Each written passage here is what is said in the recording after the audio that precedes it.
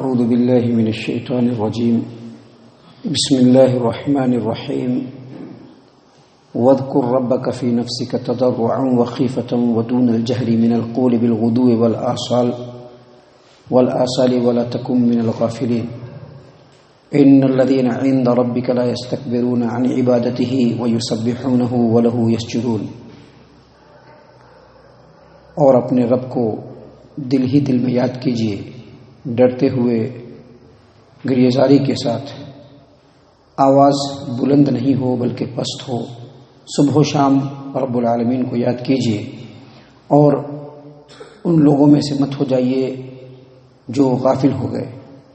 بے شک وہ لوگ جو آپ کے پروردگار کے پاس ہیں وہ تکبر نہیں کرتے ہیں اللہ کی بندگی سے، اور اللہ تبارک و تعالیٰ کی تسبیح بیان کرتے رہتے ہیں اور اسی کے لیے سجدہ کرتے ہیں۔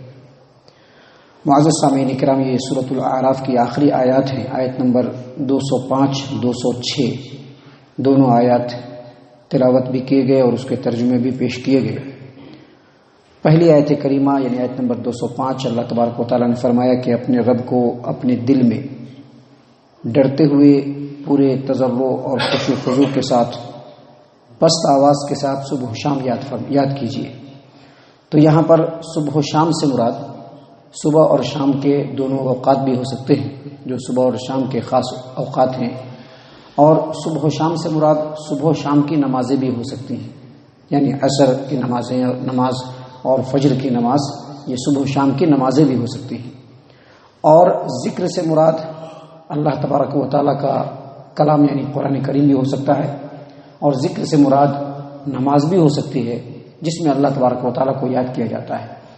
اگر محاورے کے طور پر استعمال ہوا ہے کہ صبح و شام اللہ تبارک و تعالیٰ کو یاد کیجیے، تو اس کا مطلب یہ ہے کہ اللہ تبارک و تعالیٰ کو ہر وقت یاد کرنا ہے، کبھی بھی اللہ تبارک و تعالیٰ سے غفلت نہیں برتنی ہے۔ یاد رکھیے، اللہ تبارک و تعالیٰ نے اس آیت کریمہ کے اندر بڑے واضح انداز میں کہا ہے کہ صبح و شام یعنی ہر وقت اللہ تبارک و تعالیٰ کو یاد کیجیے، صبح کے وقت میں بھی یاد کیجیے اور شام کے وقت میں بھی یاد کیجیے، نماز میں بھی یاد کیجیے، صبح و شام کی نماز میں بھی یاد کیجیے۔ تو یہاں پر جو اللہ تبارک و تعالیٰ کو یاد کرنا ہے یعنی اللہ تبارک و تعالیٰ کا ذکر، یہاں پر اگر قرآن آیت کریمہ کے اوپر اگر آپ غور و فکر کریں گے تو پتہ چلے گا کہ یہ جو اللہ تبارک و تعالیٰ کو یاد کرنے کا جو مسئلہ ہے وہ زبان سے بھی ہے اور دل سے بھی ہے، کیونکہ اللہ تبارک و تعالیٰ نے کیا کہا کہ اللہ تبارک و تعالیٰ کو یاد کیجیے اپنے دل میں ڈرتے ہوئے خشوع و خضوع کے ساتھ، اور جب یاد کیجیے تو آواز بلند نہیں ہو۔ تو اس کا مطلب یہ ہے کہ جب زبان سے بھی اللہ کا ذکر ہو اور دل سے بھی اللہ تبارک و تعالیٰ کا ذکر ہو تو دل میں مکمل خشوع و خضوع ہونا چاہیے، کمپلیٹلی فکر ہونی چاہیے کہ ہم اپنے رب کو یاد کر رہے ہیں، اور زبان جو ہے اس سے آواز بہت زیادہ بلند نہیں ہونا چاہیے۔ اس میں دو مسئلے اخذ کیے جا سکتے ہیں، ایک یہ کہ اگر اللہ تبارک و تعالیٰ کو بول کر کے یاد کر رہے ہیں بلند آواز میں تو اس میں بھی آواز بہت زیادہ بلند نہیں ہونا چاہیے، اس میں بھی آواز کا ایک لیول ہونا چاہیے۔ اور اگر امام کے پیچھے آپ نماز پڑھ رہے ہیں تو امام کے پیچھے نماز پڑھتے وقت آپ کا کوئی بھی ذکر بلند آواز سے نہیں ہونا چاہیے۔ یہاں پر ایک بات اور میں واضح کر دوں کہ اللہ کے رسول صلی اللہ علیہ وسلم کبھی کبھی نمازوں کے اندر کسی آیت کریمہ کو زور سے پڑھ کر کے سنا دیا کرتے تھے، اور کبھی کبھی نمازوں کے رکوع میں اور سجدے میں تسبیحات کو زور سے پڑھتے تھے تو وہ پیچھے لوگوں کو سنانے کے لیے۔ تو ان حدیثوں سے علماء کرام نے یہ مسئلہ مستنبط کیا ہے کہ اگر امام صاحب نماز پڑھ رہے ہوں اور کبھی درود ابراہیمی کو، کبھی التحیات کو، یا کبھی سبحانک اللہم ربنا و بحمدک اللہم اغفر لی کو، یا کبھی سری نماز میں کسی آیت کریمہ کو زور سے پڑھتے ہیں تو یہ ان کے لیے جائز ہے، کیونکہ یہ تعلیم دینا مقصود ہوتا ہے۔ لیکن پیچھے کھڑے ہوئے جو مقتدی ہیں وہ زور سے اللہ اکبر کہتے ہیں امام صاحب کے ساتھ ساتھ، جیسا کہ عام طور پر مسجدوں کے اندر دیکھا گیا ہے۔ بعض جگہوں پر تو بہت غلو ہے کہ امام صاحب جب اللہ اکبر کہتے ہیں تو پیچھے سارے لوگ اللہ اکبر کہتے ہیں، امام صاحب جب سمیع اللہ لمن حمدہ کہتے ہیں تو پیچھے بھی لوگ بڑے زور سے سمیع اللہ لمن حمدہ کہتے ہیں۔ بعض لوگ نماز کے جو ہے قاعدے میں بیٹھے رہتے ہیں تو زور سے پڑھتے رہتے ہیں، بعض لوگ نماز جب کمپلیٹ ہو جاتا ہے تو اللہ اکبر کہنے کے بعد استغفر اللہ استغفر اللہ استغفر اللہ، اس کے بعد کی جتنی بھی دعائیں ہیں سب بلند آواز سے پڑھتے ہیں. تو یہ ساری چیزیں اس آیت کریمہ کے مفہوم کے بالکل مخالف ہیں. اور پھر ہمارے رب العالمین نے اسی قرآن کریم میں دوسری جگہ فرمایا ہے ادعوا ربکم تضرعا وخفیہ، اپنے رب کو پکارو بالکل گریہ زاری کرتے ہوئے، خشوع خضوع کے ساتھ اور بالکل آہستگی کے ساتھ، چپکے چپکے، ایک دم دل میں اللہ تبارک و تعالیٰ کو پکارنا چاہیے. کیونکہ اس میں دو وجہ ہیں. پہلی وجہ یہ ہے کہ جب بندہ اللہ تبارک و تعالیٰ کا ذکر آہستگی کے ساتھ کرے گا تو گویا بندے کا واسطہ ڈائریکٹ اللہ تبارک و تعالیٰ سے ہے، بیچ میں کوئی دوسرا نہیں ہے. کیونکہ اللہ تبارک و تعالیٰ تو دلوں کے اٹھنے والے بھید کو بھی جانتا ہے. اللہ تبارک و تعالیٰ کی سمع اور بصر کا جو معاملہ ہے اس کو تو ہم سمجھ نہیں سکتے، لیکن حدیثوں سے ثابت ہے کہ اللہ کے رسول صلی اللہ علیہ وسلم نے فرمایا کہ سخت سیاہ رات میں بالکل کالے پتھر کے اوپر کالی چونٹی جب رینگتی ہے تو اس کے رینگنے کی دھمک کو بھی اللہ تبارک و تعالیٰ سنتا ہے.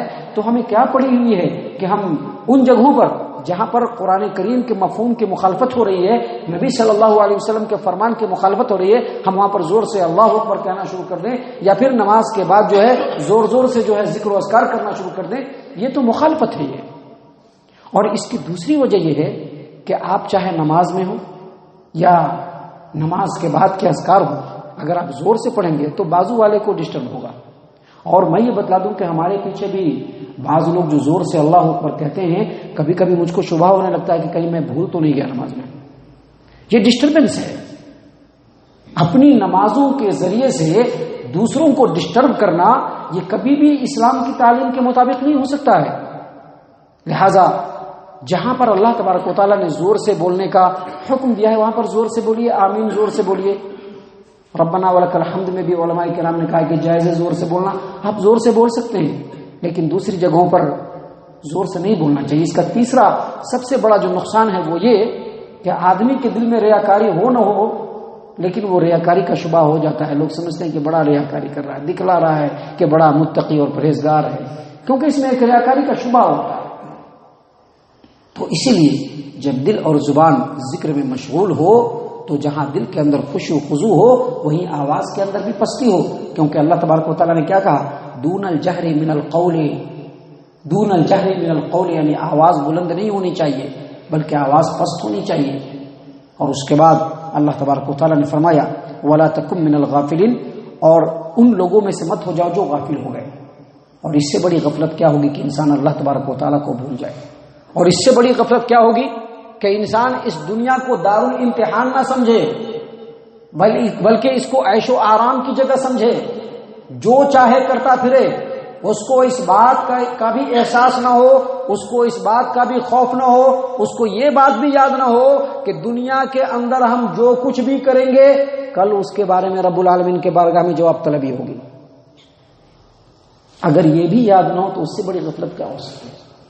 آپ کو معلوم ہے کہ اللہ تبارک و تعالیٰ نے قرآن کریم میں بھی فرمایا ہے اور نبی صلی اللہ علیہ وسلم نے اپنے فرمان میں بھی سمجھایا ہے کہ اگر ایک رتی بھی عمل ہوگا اچھا یا برا، چاہے وہ آسمان میں کہیں پر رہے، چاہے وہ زمین میں کہیں پر رہے، چاہے پہاڑوں کے کھو میں چلا جائے، ایک رتی بھی عمل چاہے اچھا ہو یا برا ہو، کل قیامت کے دن اللہ تبارک و تعالیٰ لوگوں کے سامنے لے آئے گا.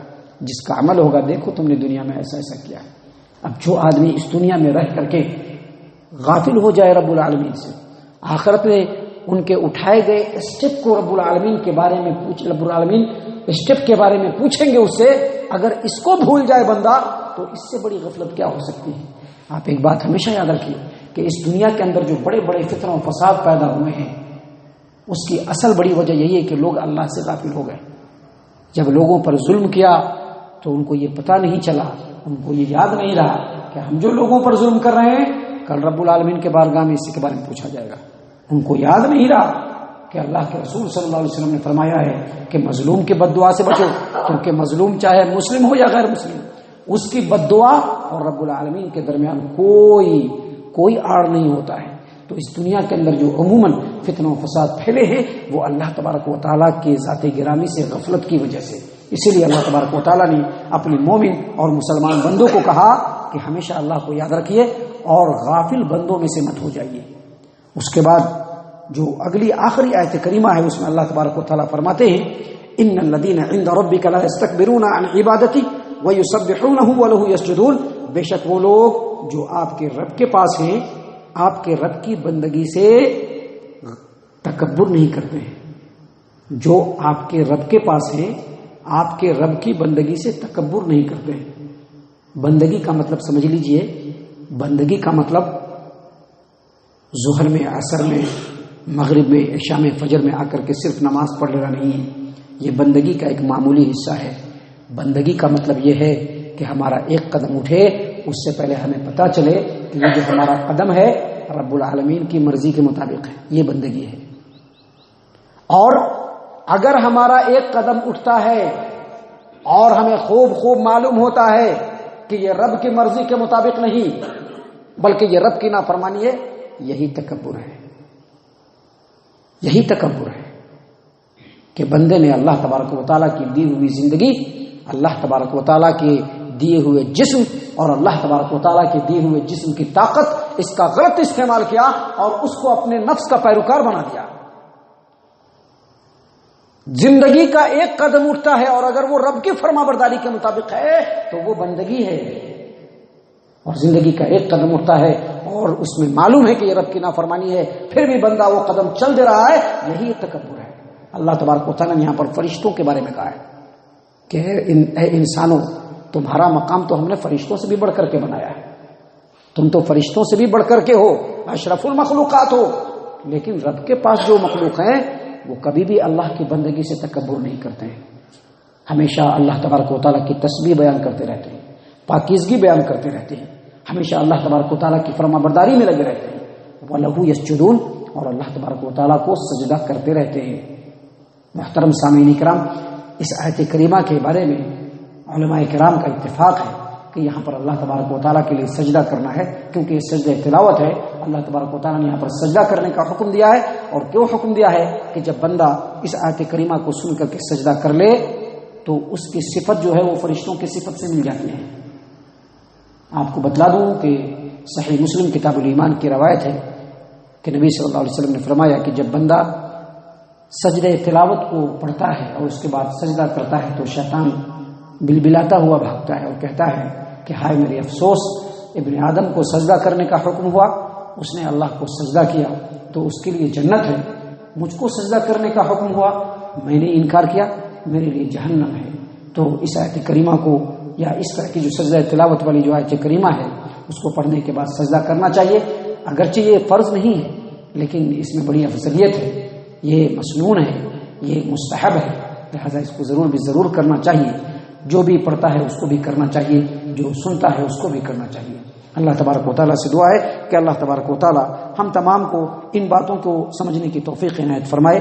معزز سامعین کرام، سورۃ الاعراف مکمل ہو گئے الحمدللہ.